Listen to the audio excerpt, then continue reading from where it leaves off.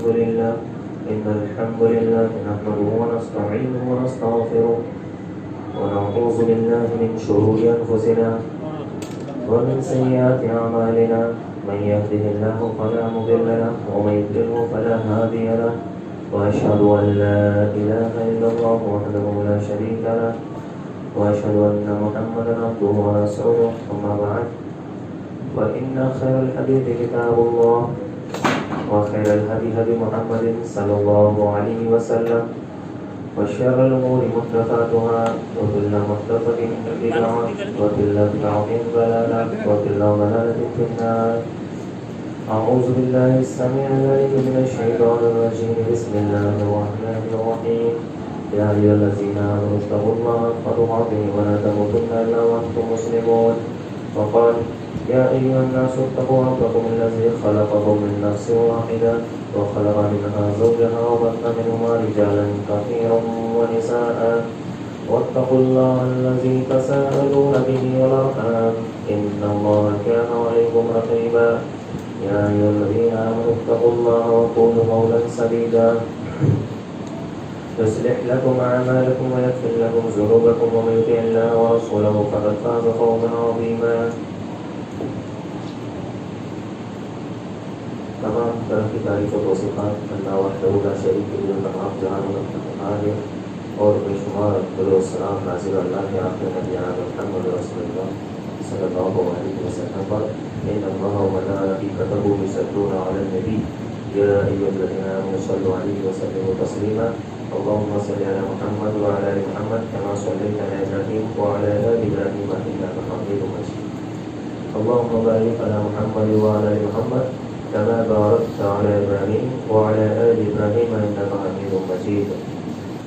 حضرات گرامی، اللہ تبارک و تعالی نے اس دنیا میں اپنے بندوں کی ہدایت کے لیے الگ الگ اوقات میں نبیوں اور رسولوں کو مبعوث کیا اور انبیاء کرام کے اس سلسلے کی آخری کڑی آخری نبی احمد مصطفیٰ جناب محمد رسول اللہ صلی اللہ علیہ وسلم نے کہ جن کے اوپر نبوت تمام ہوئی.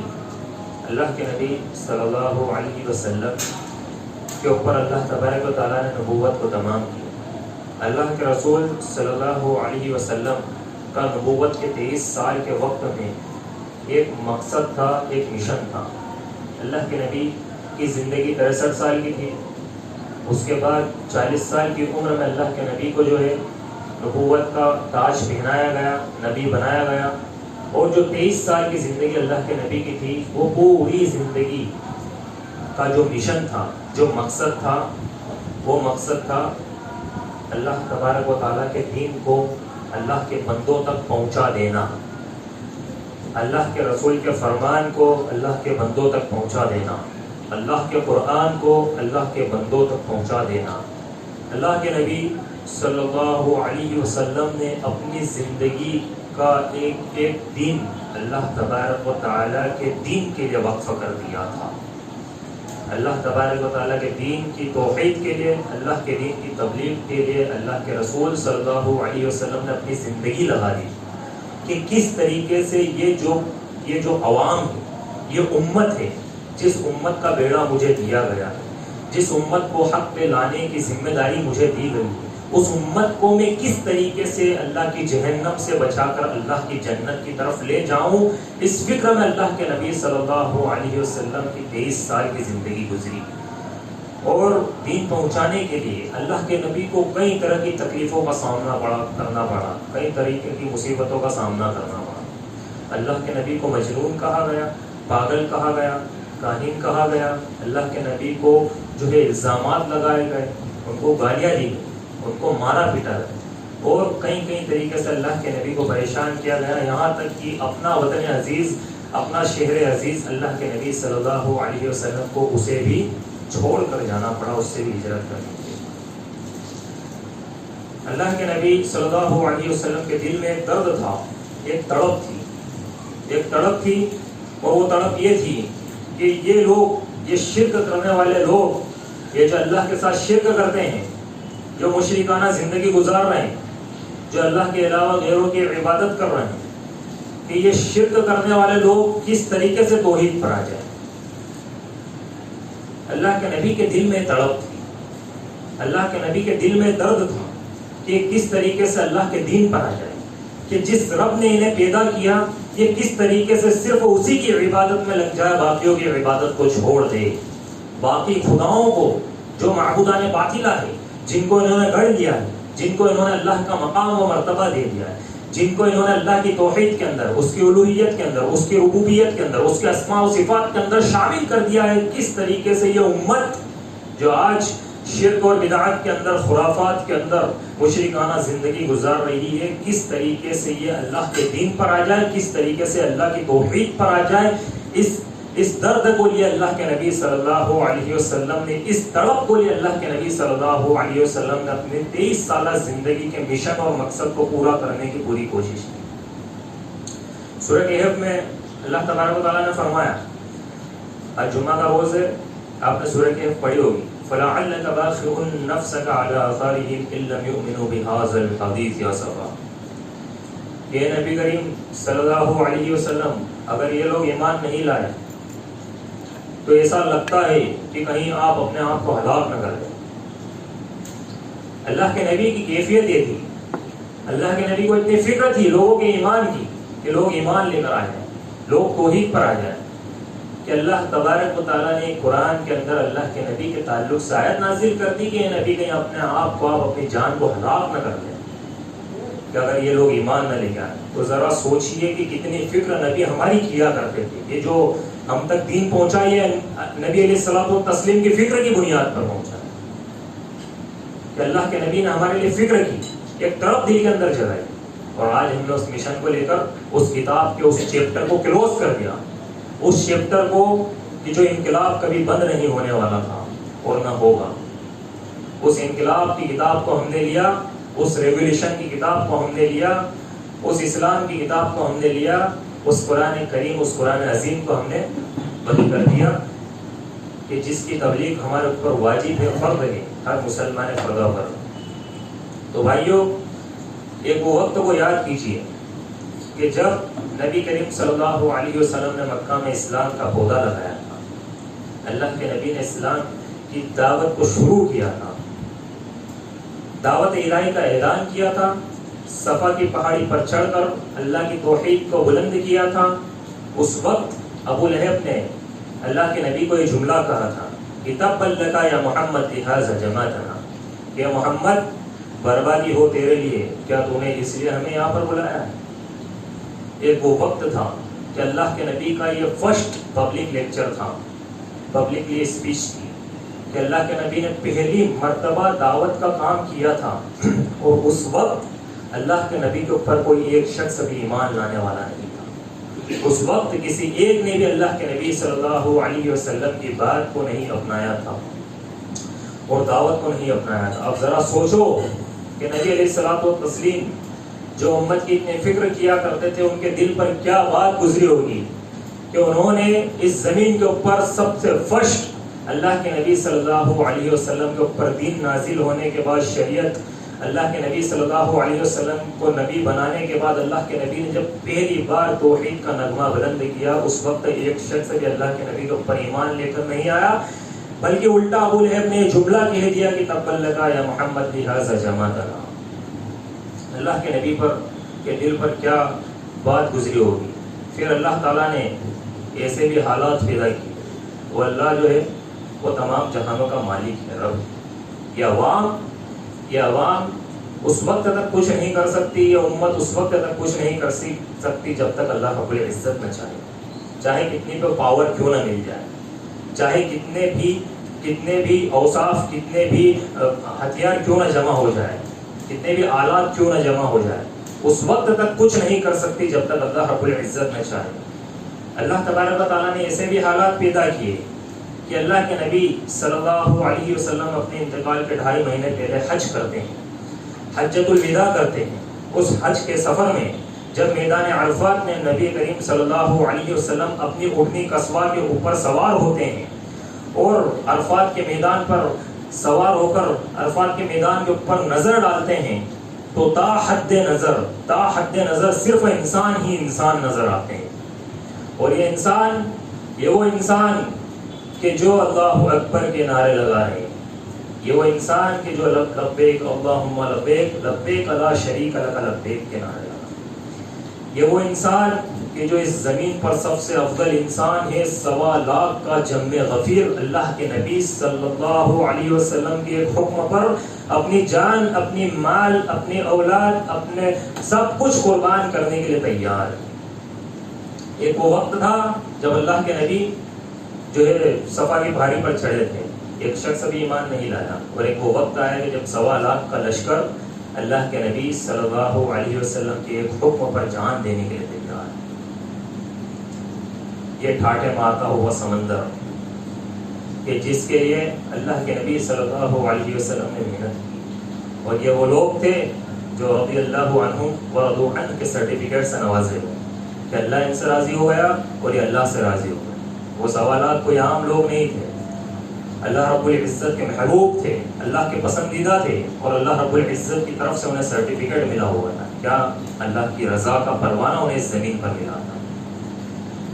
اور نبی کریم صلی اللہ علیہ وسلم نے اسی عرفات کے میدان میں اپنے سب سے اہم خطبے حجۃ الوداع میں فرمایا تھا کہ یہ لوگوں، مجھے اللہ نے اپنا رسول بنایا، میں تم سے ایک سوال کرتا ہوں، الا هل بلغت، بتاؤ میں نے اللہ کا دین پورا کے پورا تم تک پہنچا دیا ہے نہیں پہنچا دیا؟ میں نے اللہ کے دین کا حق ادا کرا یا نہیں کرا؟ تو 1.25 لاکھ کے مجموعے نے ہاتھ اٹھا کر ایک جو کہا کہ بلا قد بلغت وادیت ونصحت رسول اللہ صلی اللہ علیہ وسلم، کہ اللہ کے نبی ہم گواہی دیتے ہیں، یہ 1.25 لاکھ کا جم غفیر ایک ساتھ اس بات کی گواہی دیتا ہے کہ آپ نے اللہ کا دین ہمیں پہنچا دیا، پوری امانت داری کے ساتھ آپ نے پورا کے پورا دین ہم تک پہنچا دیا. اس دین کے اندر آپ نے کوئی بھی خیانت نہیں کی، یعنی ہم تک مکمل دین اللہ کے نبی صلی اللہ علیہ وسلم نے پہنچا دیا. اللہ کے نبی نے قرآن مجید کو مکمل ہمیں سمجھا دیا، اللہ کے نبی صلی اللہ علیہ وسلم نے تمام اعمال کو مکمل ہمیں سمجھا دیا. اس زندگی کے اندر ہم کس طریقے سے عمل کر کے جنت میں جا سکتے ہیں اس کے اندر ذرا سا بھی شک و شبہ نہیں چھوڑا. تمام کی تمام چیزیں اللہ کے نبی صلی اللہ علیہ وسلم نے صحابہ کرام کو سکھلائی، اور صحابہ کرام نے ان پر عمل کیا. پھر جب صحابہ کرام نے اللہ کے نبی صلی اللہ علیہ وسلم نے کہا کہ آپ نے امانت کا حق ادا کر دیا، اللہ کے نبی نے اپنی انگلی کو آسمان کی طرف اٹھایا اور کہا کہ یہ اللہ تو گواہ رہنا، کہ اللہ تو گواہ رہنا کہ یہی 1.25 لاکھ کا جم غفیر تک قیامت کے دن بھی اس بات کی گواہی دے گا کہ میں نے مکمل دین جو ہے بندوں تک پہنچا دیا، میں نے تیرے دین کا حق ادا کر دیا. تو یہ جو دین کا حق اللہ کے نبی صلی اللہ علیہ وسلم نے ادا کیا تھا، یہی حق ہم آج ہمارے اوپر لاگو کر کے دیکھیں کہ آج امت مسلمہ کیا اس حق کے لیے فکر مند ہے؟ کیا اس امانت کے لیے جو امانت اللہ کے نبی صلی اللہ علیہ وسلم نے ہم تک پہنچائی ہے اس کے اندر ہم پوری امانت کے ساتھ کام لے رہے ہیں یا پھر اس کے اندر خیانت کر رہے ہیں؟ اس بات پر ہم غور و فکر کریں کہ اللہ کے نبی کی 23 سالہ زندگی جس کے اندر ہر لمحہ اللہ کے نبی صلی اللہ علیہ وسلم نے اپنی زندگی کا اللہ کی راہ میں قربان کر دیا تھا. 40 سالہ جو زندگی اللہ کے نبی کی پہلے کی تھی، اس کے بعد جب اللہ کے نبی کے اوپر نبوت نازل ہوئی، نبوت کا تاج اللہ کے نبی کو پہنایا گیا، رسول کریم بنایا گیا، اس کے بعد جب اللہ کے نبی کو ذمہ داری ملی، اس کے بعد 63 سال کی عمر تک جب تک اللہ کے نبی دنیا میں رہے کس طریقے سے انہوں نے دین کے حق کو ادا کیا وہ تاریخ کی کتابیں ہمیں بتاتی. آج غیر مسلمین امت مسلمہ کو چھوڑ کر دوسری قومیں جو اسلام دشمن قومیں ہیں، وہ تمام کی تمام ہمارے پیارے نبی صلی اللہ علیہ وسلم کی زندگی سے سبق لے رہی ہے اور ادھر سے اپنے آپ کو مضبوط کر رہی ہے. لیکن ایک امت مسلمہ ہے کہ جس نے اللہ کے نبی صلی اللہ علیہ وسلم کی تابعداری کو، اطاعت کو پشو پیش میں پیچھے ڈال دیا، پشے پست ڈال دیا اور اپنی نفس کی پیروی کے پیچھے لگ گئے، اس زندگی کے پیچھے لگ گئے، اس زندگی کی زینت کی پیروی کے پیچھے لگ گئے اور اسلام کو چھوڑ دیا. اسی عرفات کے میدان میں اللہ تبارک و تعالیٰ نے سورہ مائدہ کی یہ آیت نازل کی تھی کہ الیوم اکملت لکم دینکم واتممت علیکم نعمتی ورضیت لکم الاسلام دینا. اللہ نے کہا کہ آج میں نے اپنے دین کو مکمل کر دیا اور اپنی نعمت تم پر تمام کر دی اور میں اسلام کے دین ہونے کی حیثیت سے راضی ہو گئے. یہ آیت کریمہ اللہ تبارک و تعالیٰ نے اسی عرفات کے میدان کے اندر نازل کی. تو بھائیو، نبی کریم صلی اللہ علیہ وسلم ہمیں مکمل دین دے کر رہے ہیں. اللہ کے نبی نے ہمیں کمپلیٹ دین دیا ہے اور وہ دو چیزوں کا نام ہے. اللہ کے نبی نے فرمایا مستدرک حاکم کی روایت ہے انی قد ترکت فیکم امر شیئین لن تضلوا بعدہما کتاب اللہ و سنتی، کہ میں تمہارے درمیان دو چیزوں کو چھوڑے جا رہا ہوں، ان دونوں کو اگر تم مضبوطی سے تھامے رکھو گے تو کبھی بھی گمراہ نہیں ہوں گے، کبھی بھی نہیں بھٹکو گے.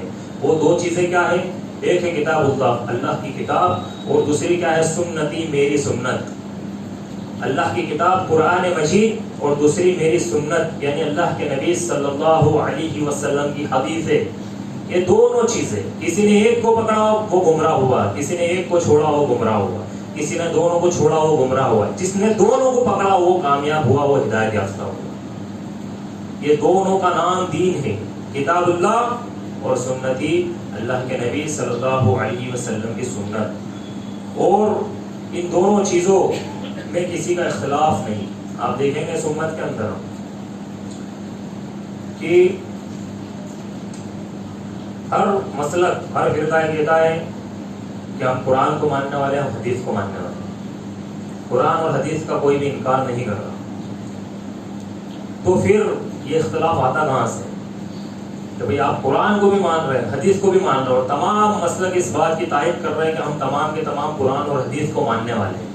تو اختلاف کہاں سے آتا ہے؟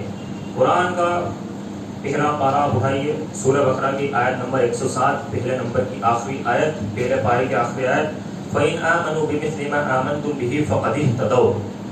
اس اختلاف کی جو بنیادی وجہ ہے وہ ابھی کلیئر ہو جائے گی کہ اللہ تبارک و تعالیٰ نے قرآن مجید کے اندر فرمایا کہ اگر تم اس طرح ایمان لائے جس طرح میرے نبی کے صحابہ ایمان لائے ہیں تو تم ہدایت پر ہو.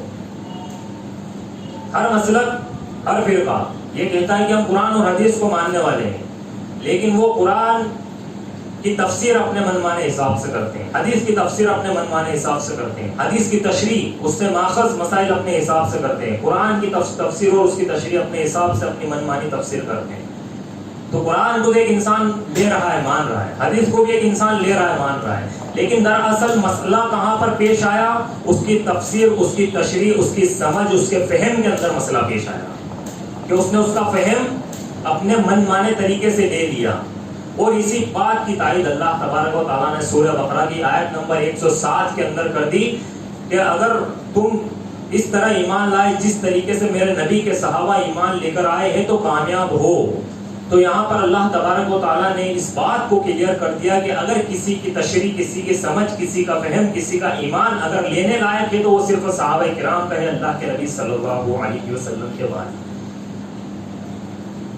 ہر فرقہ اپنے حساب سے تفسیر کرتا ہے، ہر فرقہ اپنے حساب سے تشریح کرتا ہے. جب اختلاف دیکھو تو صرف صحابہ کے فہم کو لو، باقی کو چھوڑ دو، باقی کو لات مانو، کیونکہ باقی کا فہم یہ فہم ہے شیطان، وہ شیطان کا فہم ہے. جو فہم صحابہ کا فہم نہیں وہ دین کے اندر کوئی حیثیت نہیں رکھتا. جو سمجھ صحابہ کی سمجھ نہیں، جو تشریح صحابہ کی تشریح نہیں، وہ دین کے اندر کوئی اہمیت نہیں رکھتی.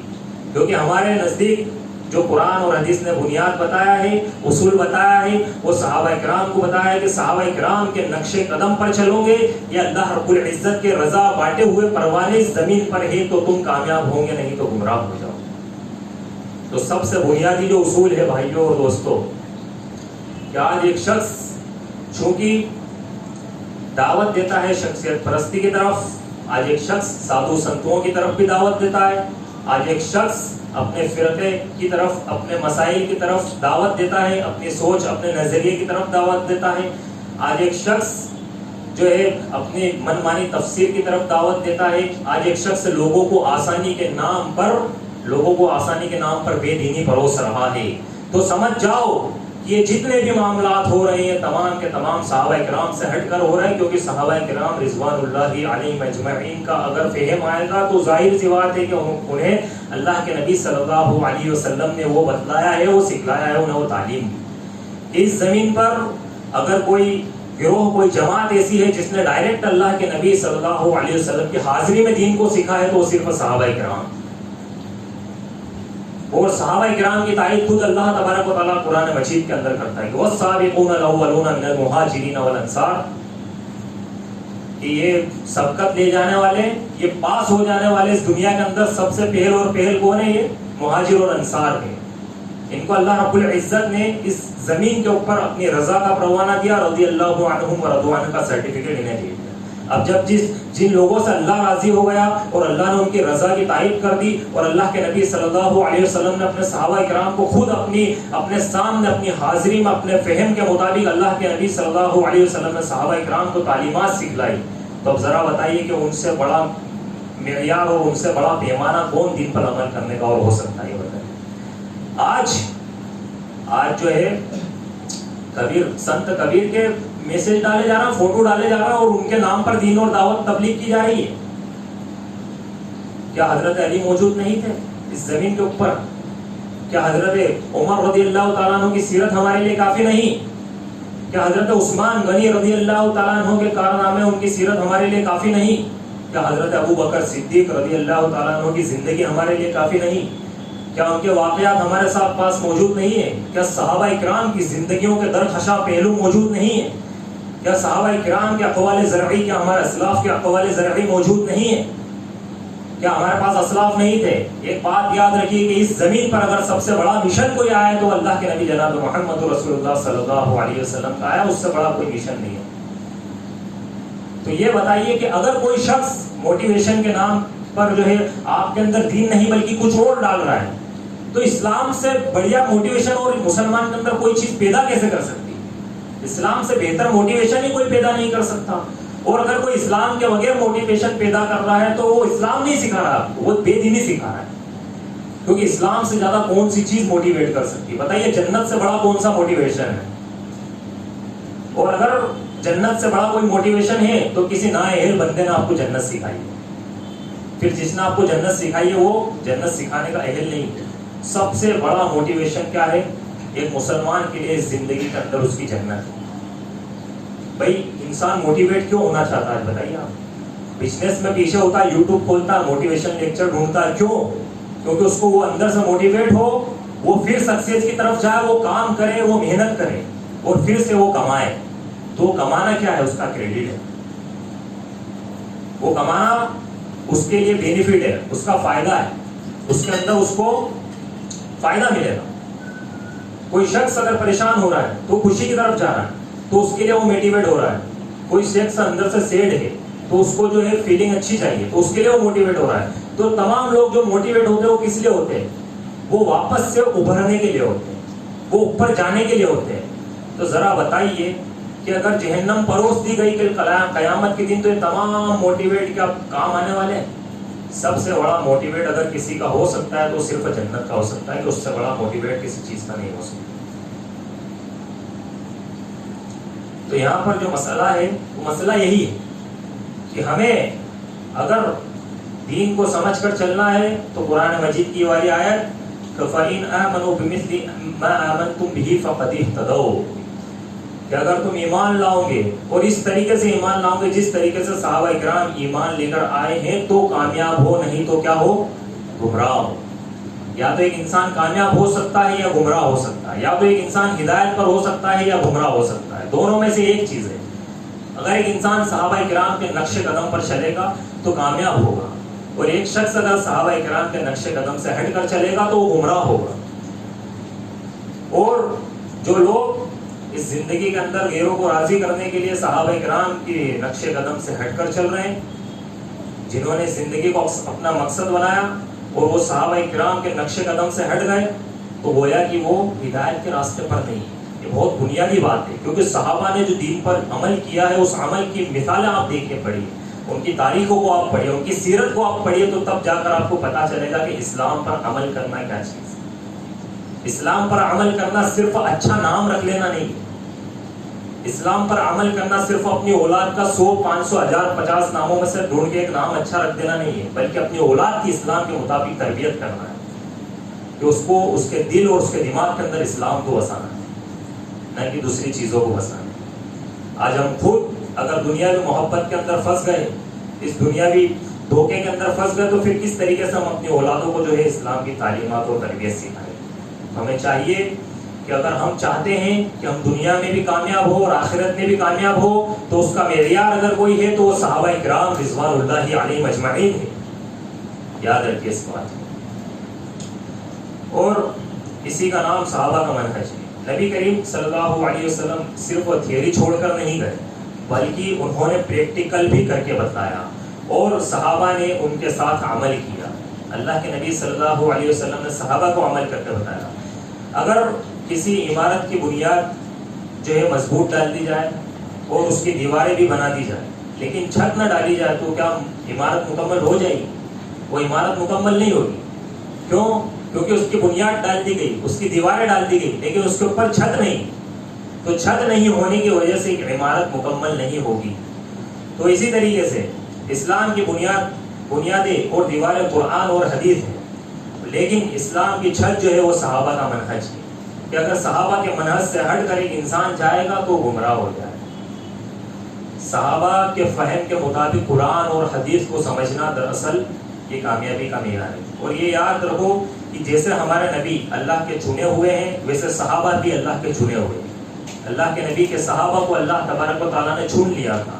اور کعبے کے رب کی قسم، ایسے ایمان والے قیامت تک اس زمین پر پیدا نہیں ہو سکتے. ایسے ایمان والے اس زمین پر آ ہی نہیں سکتے. تو انہوں نے اپنا سب کچھ اللہ کے دین کے لیے قربان کر دیا، کیونکہ انہوں نے اپنا سب کچھ اللہ کے دین، اللہ کی شریعت، اللہ کے قانون کو اس زمین پر نافذ کرنے کے لیے قربان کر دیا. اور انہوں نے اگر سب سے زیادہ کسی چیز کو مقدم رکھا تو صرف اللہ اور اس کے رسول کو مقدم رکھا. صحابہ کرام آج سے 1450 سال پہلے اپنے عزیز شہر، جہاں پر انہوں نے اپنا بچپن گزارا، جہاں پر انہوں نے اپنی خوشی کے ایام گزارے، جہاں پر انہوں نے اپنی جوانی گزاری، جہاں پر انہوں نے تجارت کی، جس شہر میں، جس بستی میں انہوں نے اپنا بزنس چلایا، جس شہر، جس بستی میں ان کا خود کا گھرانہ تھا، جہاں پر ان کا سب کچھ سیٹلمنٹ تھا، لیکن ان کو تمام چیزیں بھی اللہ کے دین کے لیے چھوڑنا گوارا.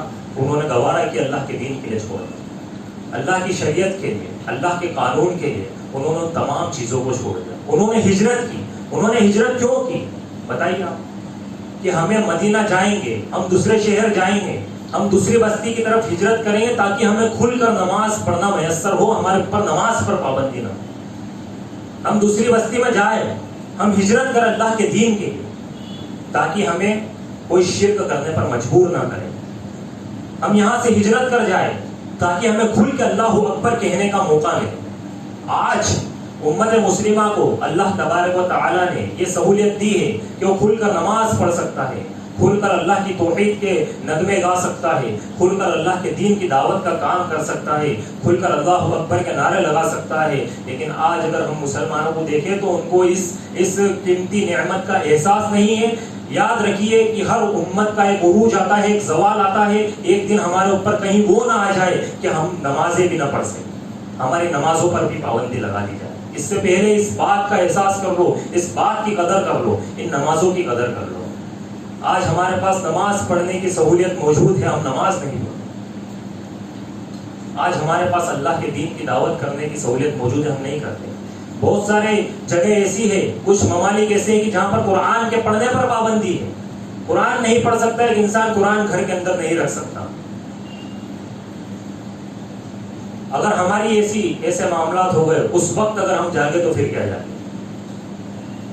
کہیں ایسا نہ ہو کہ ابھی ہمارے پاس وقت ہے اور پھر یہ وقت ہم سے چھین لیا ہے، اس وقت کی ہم قدر نہ کریں. اسی لیے ہمیں چاہیے کہ ہم صحابہ کرام کے نقش قدم پر چلیں. حضرت صہیب رومی رضی اللہ تعالیٰ عنہ روم کے رہنے والے تھے. بچپن میں مکہ آئے، انہوں نے اچھا خاصا پیسہ کمایا اور ایک اچھا بزنس وہاں پر سیٹل کر لیا اور ایک اچھا بڑا کاروبار ہو گیا. جب یہ ایمان لے کر آئے اللہ کے نبی صلی اللہ علیہ وسلم پر، تو ایمان لانے کے بعد یہ مضبوط ہو گئے، یہ استقامت انہوں نے اپنے اندر ڈال دی۔ اللہ کے نبی صلی اللہ علیہ وسلم ایک موقع ایسا آیا کہ وہ ہجرت کر کے مدینہ کی طرف جانے لگے، تو صہیب رومی رضی اللہ تعالیٰ عنہ نے بھی اپنا سامان باندھا، تیار کیا، اور وہ رخت سفر باندھ کر مدینہ کی طرف نکلنے لگے۔ اتنے میں مکہ کے قریش کے سرداروں نے ان کے اونٹ کی نکیل پکڑ لی اور کہا کہ یہ شعیب کہاں جا رہے ہو؟ شعیب رضی اللہ تعالیٰ عنہ نے کہا کہ میں مدینہ جا رہا ہوں۔ تو مکہ کے سرداروں نے کہا کہ اچھا، یہ شعیب وہ زمانہ تھا کہ جب تم خالی ہاتھ مکہ کے اندر آئے تھے، جب تمہارے پاس کچھ نہیں تھا، نہ تمہارے پاس سامان تھا، نہ ساز و سامان کچھ نہیں، نہ مال و دولت کچھ نہیں تھا، تم خالی ہاتھ مکہ کے اندر آئے تھے، تم نے تمام کی تمام چیزیں مکہ میں کمائی، یہ بزنس تم نے مکہ میں کیا، یہ پراپرٹی تم نے مکہ کے اندر بنائی، اور اب تم یہاں سے ایسے ہی چلے جاؤ کہ ہم تمہیں جانے نہیں دیں۔ حضرت صہیب رضی اللہ تعالیٰ عنہ چونکہ دین کی محبت تھی، اللہ کے نبی کی محبت تھی، ان کی یہ خواہش تھی کہ ہم کھل کر نماز پڑھنا ہمیں میسر ہو جائے، کہ یہاں پر نماز پڑھنے پر پابندی، ہم وہاں پر جائیں گے اللہ رب العزت ہمیں نماز پڑھنے سے ہمارے اوپر سے پابندی ہٹ جائے گی، ہم یہاں پر اللہ اکبر نہیں کہہ سکتے، ہم وہاں پر جائیں گے ہمیں اللہ اکبر کہنے کی کھلی آزادی مل جائے گی، ہم یہاں پر ہمیں شرک کرنے پر مجبور کرتے ہیں، ہمارے ساتھیوں کو ٹارچر کرتے ہیں، مارتے ہیں، چٹائی میں لپیٹ کر دھواں دیتے ہیں، تپتی ہوئی ریت پر لیٹا دیتے ہیں، اور بھی کئی طریقے کی اذیتیں پہنچاتے ہیں، کہ ہم وہاں پر جائیں گے ان اذیتوں سے بچ جائیں گے۔ حضرت صہیب رومی رضی اللہ تعالیٰ عنہ نے اپنی زندگی کی گاڑی کمائی، ایک اچھا خاصا بزنس، بہت سارا مال و دولت اور اپنے پراپرٹی، تمام چیزیں ان قریش کے سرداروں سے کہا کہ اگر میں تمام چیزیں یہاں پر چھوڑ دوں پھر مجھے جانے دو گے؟ قریش کے سرداروں نے کہا کہ ہاں، پھر ہم تمہیں جانے دیں گے، پھر ہمیں کوئی مسئلہ نہیں۔ حضرت صہیب رومی رضی اللہ تعالیٰ عنہ نے تمام کی تمام چیزیں اسی وقت اللہ کی راہ میں قربان کر دی، اور وہ اللہ کے نبی کی محبت میں مدینہ کی طرف ہجرت کر کے نکل گئے۔ اللہ کے نبی صلی اللہ علیہ وسلم کو اللہ تبارک و تعالیٰ کے ذریعے تمام بات جو ہے وحی کے ذریعے بتا دی گئی۔ اللہ کے نبی نے صہیب کو، جیسے ہی صہیب رضی اللہ تعالیٰ نے اللہ کے نبی کے پاس پہنچے، اللہ کے نبی نے انہیں گلے لگائے اور کہا کہ ربیع البیع یا صہیب، یہ صہیب تم نے بڑا ہی فائدے کا سودا کیا، بڑا ہی اچھا سودا تم نے کیا ہے۔ کیوں اللہ کے نبی صلی اللہ علیہ وسلم نے ایسا کیا؟ کیونکہ ان کا موٹیویشنل جنت تھا۔ یہ دنیاوی زندگی، اتنی بڑی گاڑی کمائی، انہوں نے کس لیے چھوڑ دی؟ اللہ کے دین کی خاطر چھوڑ دی، اللہ کے قانون کی خاطر چھوڑ دی، اللہ کی شریعت کی خاطر چھوڑ دی، اللہ کے نبی صلی اللہ علیہ وسلم کی محبت کی خاطر چھوڑ دی، اللہ کے نبی کی تابعداری اور اتباع کی خاطر چھوڑ دی۔ آج ایک چھوٹی سی جاب اور چھوٹی سی سیلری کے لیے ایک شخص اپنی داڑھی کو کٹوا کر، اپنی سنت کو کٹوا کر نالی میں پھینک دیتا ہے۔ تو یہ صحابہ کرام رضوان اللہ علیہم اجمعین کا فہم اگر ہمیں نہیں ملے گا، ہم دین پر عمل اس طریقے سے نہیں کر پائیں گے جس طریقے سے اللہ کو مطلوب ہے۔ یہ زمین اللہ کی زمین ہے، اس زمین سے ہم بھاگ کر کہیں نکل نہیں سکتے، یا پھر اللہ رب العزت کو کیا نعوذ باللہ معزز کر سکتے؟ نہیں کر سکتے۔ ایک بات یاد رکھیے کہ ہماری نس نس پر، ہمارے پورے جسم پر، ہماری ہر بات پر، ہماری زمینوں پر اور ہمارے مال و دولت پر اگر کسی کا حق ہے تو وہ صرف اللہ رب العزت کا ہے، کہ تمام کی تمام چیزیں اللہ رب العزت کی۔ للہ ما فی السماوات والارض وخزائن للہ ما فی السماوات والارض، کہ زمین اور آسمان کے جتنے بھی خزانے ہیں تمام کے تمام اللہ رب العزت کے، تمام کے تمام کس کے؟ اللہ کے۔ تو اگر ہم اللہ کے مطابق اس زندگی پر، اس زمین پر زندگی نہیں گزاریں گے تو گویا کہ ہم اپنے نفس کے مطابق زندگی گزاریں گے۔ تو ہمیں چاہیے کہ ہم صحابہ کرام کے فہم کو اپنی زندگیوں کے اندر نافذ کریں۔ آج مسلمان کا معاملہ ایسا ہے کہ ایک چھوٹی سی چیز کے لیے، ایک فٹ زمین کے لیے سگے بھائی پر جو ہے سالوں تک مقدمے چلتے ہیں، ذرا سی دولت کے لیے بھائی خون کا پیاسا ہو جاتا ہے۔ آپ دیکھیے، اور یہاں پر حضرت صہیب رضی اللہ تعالیٰ عنہ کھڑے کھڑے انہوں نے ساری زندگی کی گاڑی کمائی کو اللہ کی راہ میں قربان کیا، اور یہاں نبی نے کھڑے ہو کر مدینہ کے انصار صحابہ سے کہا کہ یہ تمہارے مکہ کے مہاجر بھائی آئے ہیں، یہ بے یار و مددگار ہیں، ان کے پاس رہنے کو گھر نہیں ہے، کھانے کو کھانا نہیں ہے، پہننے کو کپڑے نہیں ہیں، کہ یہ انصاری صحابہ میں تمہارا نام لے کر ان کو تمہارے بھائی بنانے جا رہا ہوں، کیا تم انہیں بھائی ماننے کے لیے تیار ہو؟ تمام انصاری صحابہ کرام نے کہا کہ ہاں اے اللہ کے رسول، ہمیں آپ کا فیصلہ منظور ہے، کہ جو آپ فیصلہ کریں گے ہم اس چیز کو مانیں گے، بھائی مانیں گے بھی اور حق بھی دیں گے، اپنی زمینوں میں حق دیں گے، اپنے مال کے اندر حق دیں گے، اپنی جائیداد کے اندر حق دیں گے۔ اب ذرا سوچئے کہ ایک مسلمان ہو کیسے سکتا ہے کہ وہ اپنے سگے بھائی سے 1 فٹ کے لیے کئی سالوں تک مقدمہ چلا؟ ایک مسلمان ہو کیسے سکتا ہے کہ وہ چھوٹی چھوٹی سی چیزوں پر لوگوں سے جو ہے لڑائی جھگڑے کرنے لگے؟ یہاں پر کیا چیز تھی؟ یہ مسلمانیت صحابہ کرام کے اندر اللہ کے نبی صلی اللہ علیہ وسلم نے پیدا کی تھی کہ وہ بھائی نہیں تھے، سگے بھائی نہیں تھے، لیکن دینی بنیاد پر انہوں نے اپنے بٹوارے کو مان لیا، اس کو منظور کیا کہ اللہ کے نبی آپ جو کہیں گے ہم اس کو کرنے کے لیے تیار ہیں۔ وہ اسلامیت انہوں نے اللہ کے نبی کے صحابہ کے اندر پیدا کر دی۔ ان میں سے ایک صحابہ ہجرت کر کے آئے تھے، عبد الرحمن بن عوف رضی اللہ تعالیٰ، ان کا بھائی شادی کروائے سعد بن ربیع کے ساتھ۔ سعد بن ربیع یہ آئے اور کہا کہ عبد الرحمن مبارک ہو، یہ میرا گھر ہے، یہ میری پراپرٹی ہے، ان میں سے آدھی میں لے لیتا ہوں، آدھی تم لے لو، میری 4 بیویاں ہیں، میں اس میں سے ایک کو طلاق دیتا ہوں، اپنی عدت پوری کر لے گی تو اس سے ایک سے نکاح کر لینا، کہ ابھی نئے آئے ہو یہاں پر شاید تمہارا نکاح نہ ہو۔ اب یہاں پر گھر فری میں مل رہا ہے، پراپرٹی فری میں مل رہی ہے، شادی فری میں ہو رہی ہے، تمام چیزیں فری میں ہو رہی ہیں، لیکن ایک کہاوت ہے نا، مال دشت دل بے رحم، جب فری کا مال ہوتا ہے تو آدمی اس کو ایک دم سے لیتا ہے، لیکن یہاں پر صحابہ کرام تھے، ان کی خودداری بھی ایک اپنی تھی۔ انہوں نے کہا کہ آپ کے مال میں، آپ کی تجارت میں، آپ کی جائیداد میں اللہ رب العزت برکت دے، آپ مجھے بازار کا رستہ دکھا دیں۔ تو حضرت سعد بن ربیع نے ان سے کہا کہ یہاں پر یہودیوں کا بازار ہے، پورے بازار پر یہودیوں کا قبضہ ہے۔ انہوں نے کہا آپ مجھے بازار کا رستہ بتائیں۔ ان کو بازار کا رستہ بتایا۔ حضرت عبد الرحمن بن عوف رضی اللہ تعالیٰ عنہ نے بازار کا قصد کیا اور وہ بازار کی طرف گئے۔ عبد الرحمن بن عوف مارکیٹ گئے، پنیر اور گھی کا بزنس انہوں نے شروع کیا، تھوڑے سے پیسوں سے وہ بزنس انہوں نے شروع کیا تھا، اور اللہ رب العزت نے ان کے مال میں برکت دی۔ جب جذبے نیک ہوتے ہیں تو برکتیں آسمان سے نازل ہوتی ہیں، اور جب جذبوں میں کھوٹ ہوتے ہیں تو لاکھوں کروڑوں کے انویسٹمنٹ بھی بیکار ہو جاتے ہیں۔ اس بات کو یاد رکھیں کہ اللہ رب العزت جو ہے ہماری نیتوں کو دیکھتا ہے۔ عبد الرحمن بن عوف نے خود کا بزنس شروع کیا، صرف کس سے کیا؟ تھوڑے سے پنیر اور گھی سے شروع کیا، اور تھوڑے وقت کے بعد انہوں نے خود اپنی شادی کی۔ شادی میں انہوں نے مہر میں جو ہے اپنی بیوی کو سونے کی ڈلی دی۔ اللہ رب العزت نے انہیں اتنی برکت دی۔ آج کہتے ہیں ہندوستان کے مسلمانوں کے حالات خراب ہے، ہمارے حالات سے زیادہ ہماری سوچ خراب ہے۔ ہم نے غلامی کو ایکسیپٹ کیا ہے، ہم نہیں چاہتے ہم بزنس کرنا، ہمارے سامنے بزنس کے موقع موجود ہوتے ہیں، لیکن ہم جو ہے ان جو ہے جاب کے آگے، نوکریوں کے آگے ہم دب جاتے ہیں اور ہم بزنس نہیں کرتے، جبکہ بزنس کے موقع ہمارے سامنے موجود ہوتے ہیں۔ اور آج آپ دیکھیے کہ پھر وہ اپنے فیصلے، اپنے قانون ہمارے اوپر تھوپتے ہیں۔